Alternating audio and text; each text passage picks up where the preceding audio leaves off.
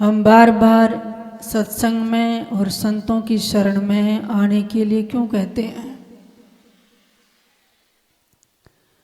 क्योंकि इससे हमारे मन पर बहुत असर पड़ता है।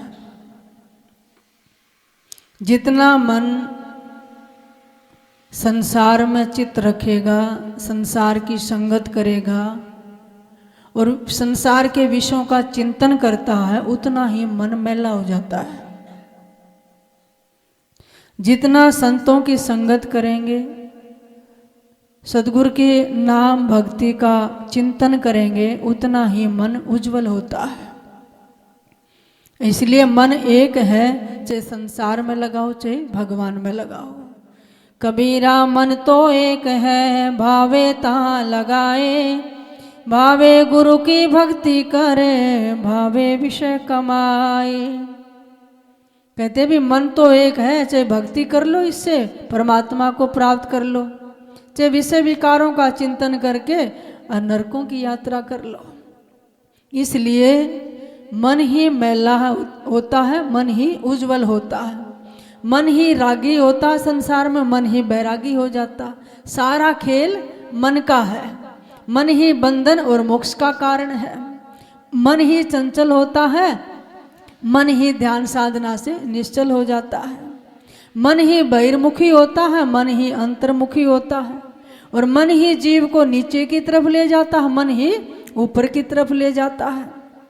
मन ही ध्यान में लगता है और मन ही संसार में भटकाता है। मन ही 84 में ले जाता है, मन ही 84 से निकाल देता है। मन ही गृहस्थी बन जाता है, मन ही बैरागी हो जाता है। मन ही सिद्ध और साधु बन जाता है और मन ही शैतान हो जाता है। मन ही अच्छा करता है, मन ही बुरा करता है। तो इसलिए सब चीज़ों का कारण हमारा मन होता है। गरीबदास महाराज फरमाते हैं, गरीब यो मन मैला उजेला, यो मन है शैतान, यो मन सिद्ध साधु भया, यो मन है शैतान। कहते इस मन की गति को पाना बहुत कठिन होता है। कभी तो पूरा साधु बन के बैठ जाएगा, कभी शैतान बन जाएगा, और कभी इतना कठोर हो जाएगा, कभी कोमल बन जाएगा। इसलिए संतों की संगत में बार बार आने से क्या फायदा होता है? एक शिष्य था, अपने गुरुदेव जी की नित्य संगत करता और गीता अन्य ग्रंथों का अध्ययन होता था, वो श्रवण करके आता। अब बोला बड़ा था, एक दिन कहा, गुरुदेव जी मैं बार बार ये सत्संग सुनने से फायदा क्या होगा? मुझे तो कोई फायदा दिखाई नहीं दे रहा। गुरुदेव जी ने एक कोयले की काली टोकरी थी धसी हुई, उसको कहा चल नदी से इसमें जल भर के लेकर आ। और गुरुदेव की आज्ञा थी, उस कोयले की टोकरी को जो काली हो चुकी थी नदी पर ले गया। उसमें जैसे ही पानी भरता है टोकरी से नीचे सारा पानी निकल जाता है। देखिए ना, सतूत की जो टोकरी बनी होती है उसमें सुराख होते हैं।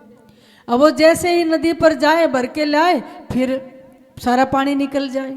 ऐसे 10-12 बार किया, आकर कहने लगा, गुरुदेव इसमें तो पानी आता ही नहीं, जैसे डबोता हूँ लगता है टोकरी भर गई, बाहर लेकर निकलता हूँ तो खाली हो जाती है। फिर फायदा क्या हुआ ये टोकरी में पानी लाने का? पर आपका आदेश था, मैंने पालन किया। तो गुरुदेव जी ने कहा, भी ये बता इसमें फायदा क्या हुआ है? फायदा ये हुआ है, भले ही इसमें पानी ना आया हो, बार बार जब इसको नदी में डुबोया पानी में, तो क्या हुआ, इसका कालापन निकल गया, ये स्वच्छ हो गई, मैली थी उजली हो गई। इसी प्रकार आप बार बार संगत में आते हो, सत्संग में बैठते हो, भगवान की चर्चा श्रवण करते हो, आप सुनते हो, समझते होंगे भी इससे फायदा क्या? फायदा ये है कि जो संसार में लगा था मन, वो धीरे धीरे परमात्मा में लगने लग गया है। आपको पता तक नहीं चलेगा कि कब ये यात्रा भगवान तक आपको पहुंचा देगी। और अच्छे बुरे कर्मों का पता चल गया कि ये कर्म करना चाहिए, ये नहीं करना चाहिए, कि विवेक जागृत हो गया। तो सत्संग में आने से फायदा ही फायदा होता है। मन की दिशा को संत मोड़ देते हैं, क्योंकि ये जीवन बहुत कीमती है।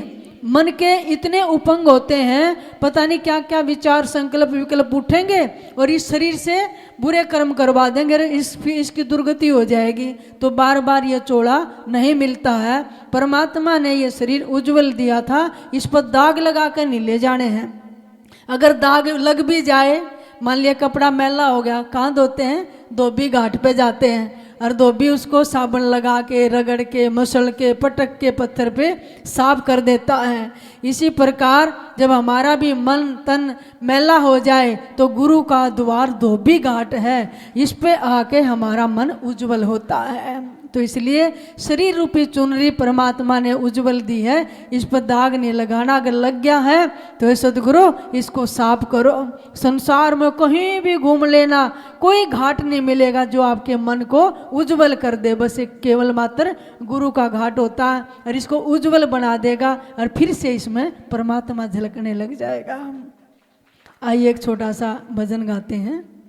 मेरी चुनरी कला गया हो दाग पिया, मेरी चुनरी कला गया हो दाग पिया, दाग पिया हो जी दाग पिया, मेरी चुनरी कला गया हो दाग, मेरी चुनरी कला गया हो दाग,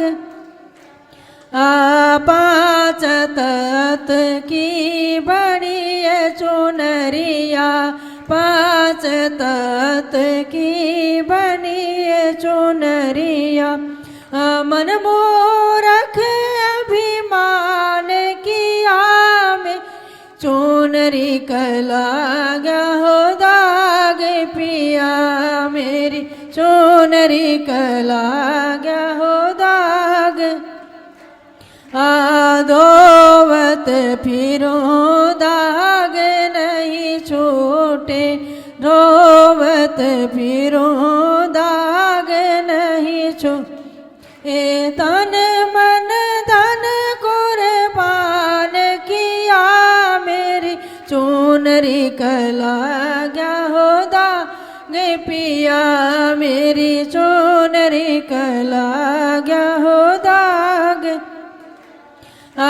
सतगुरु दो भी मिले सहज में, सतगुरु दो भी मिले दाग जिगर का साफ किया, मेरी चुनरी कला गया हो दाग पिया, मेरी चुनरी कला गया हो दाग, झिल मिल करया चुनरिया, झिल मिल करया चुनरी, कोट भान प्रकाश किया, मेरी चुनरी कला गया हो दाग पिया, मेरी चुनरी कला गया, या कहती कमाल कबीरा तारी बाली, कहती कमाल